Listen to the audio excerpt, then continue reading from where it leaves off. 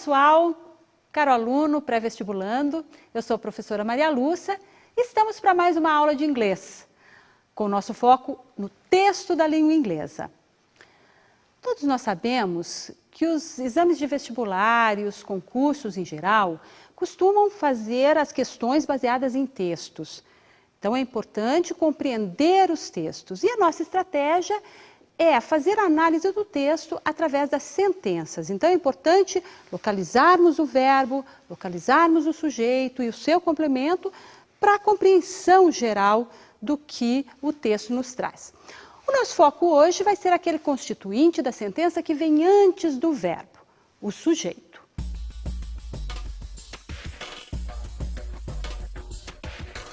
Vamos então ver algumas sentenças e analisar os sujeitos dessas sentenças. I have traveled. Qual é o sujeito dessa sentença? I. Okay. Your eyes have their silence. Your eyes é o sujeito. Your slightest look will enclose me. Your slightest look. Então agora já temos 3 palavras, né? I have closed myself. Olha o I novamente. You open petal by petal.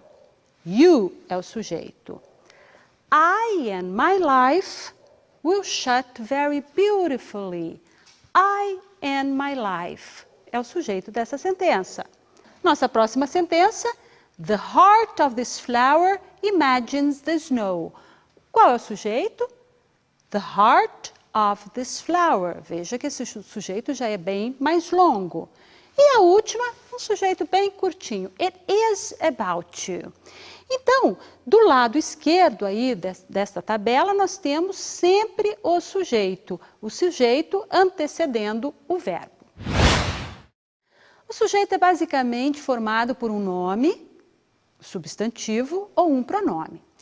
O substantivo é aquela palavra que nomeia coisas e pessoas, né? E o pronome é a palavra que substitui um nome ou pessoa já mencionado ou já conhecido. O pronome comum para essa posição é chamado subject pronoun, o pronome subjetivo. Vocês lembram quais eles são? Subject pronouns. I, you, he, she, it, we e they. Esses pronomes são os pronomes pessoais, né? No português a gente chama pronome pessoal do caso reto. Em inglês são chamados subject pronoun. Por quê? Porque ele funciona como sujeito. Então é o pronome sujeito. I, you, he, she ou it, we, they. O you, ele serve tanto para uma pessoa só, um sujeito único, você, ou mais de uma pessoa. Então, é sempre a segunda pessoa, pode ser vocês, né? A terceira pessoa em inglês temos 3. He, she e it. Lembrando que no inglês nós temos o pronome neutro, aquele que vai ser usado para se referir a coisas em geral. He e she são usados para pessoas.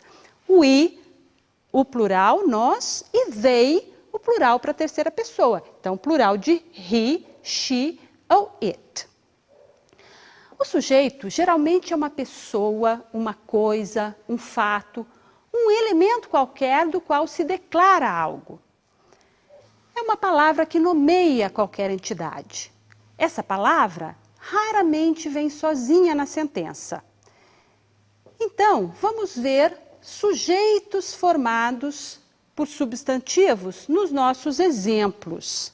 Vamos voltar lá? Nós temos ali algumas sentenças que têm os pronomes, né, com I, you e it, e as outras estão sempre com um substantivo. Your eyes, eyes é o substantivo, your slightest look, look é o substantivo, I and my life, aqui nós temos as duas coisas, o I como pronome, mas my life, life é o substantivo, the heart of this flower, heart, o substantivo.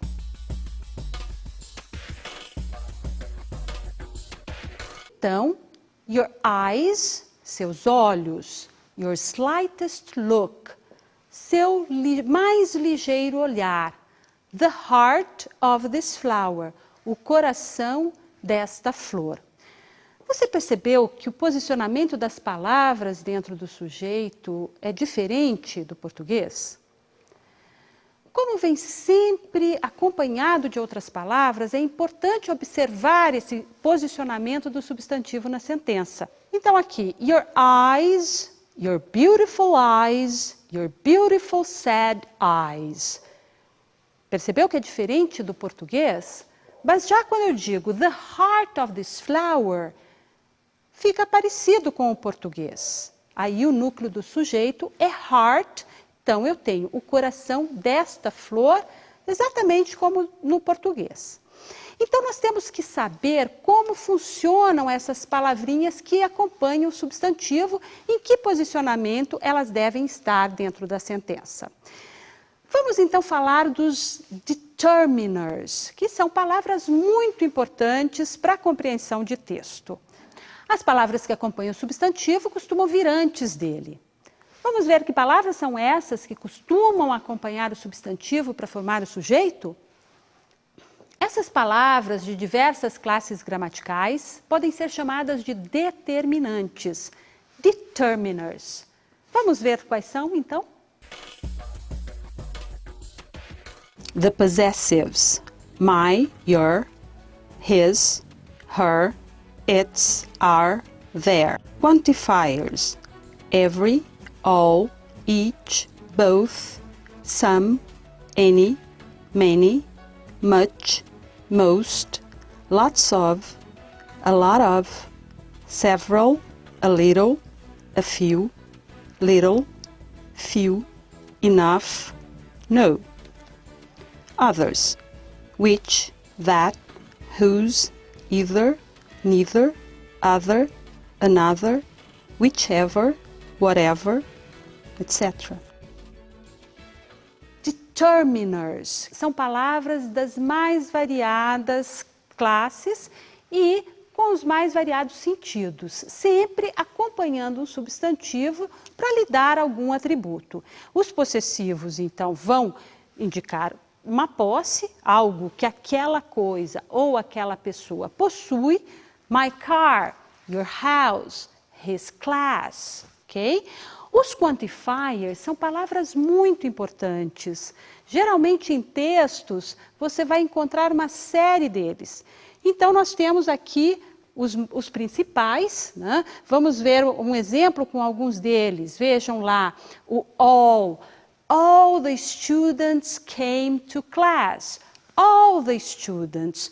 Todos os alunos vieram para a aula. Então, o sujeito all the students. Every class must be in the morning. Quer dizer, cada aula, toda aula deve ser de manhã. Então, toda aula, o sujeito. Nós podemos quantificar usando many, much, a lot of, lots of. Então, todas essas palavras acompanham o substantivo para lhe dar alguma quantidade, uma ideia de quantificação. E temos, então, outros tipos de determinantes que dão ideias diversas, como which house is yours? Que casa é a sua? Another man came here. Um outro homem veio aqui.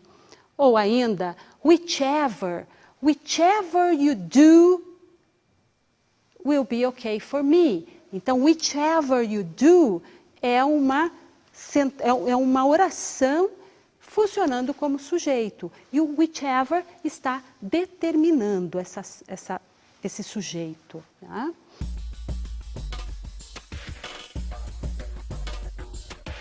Outra classe de palavras que geralmente acompanha o substantivo na formação do sujeito é o adjetivo. E o adjetivo também vem antes do substantivo.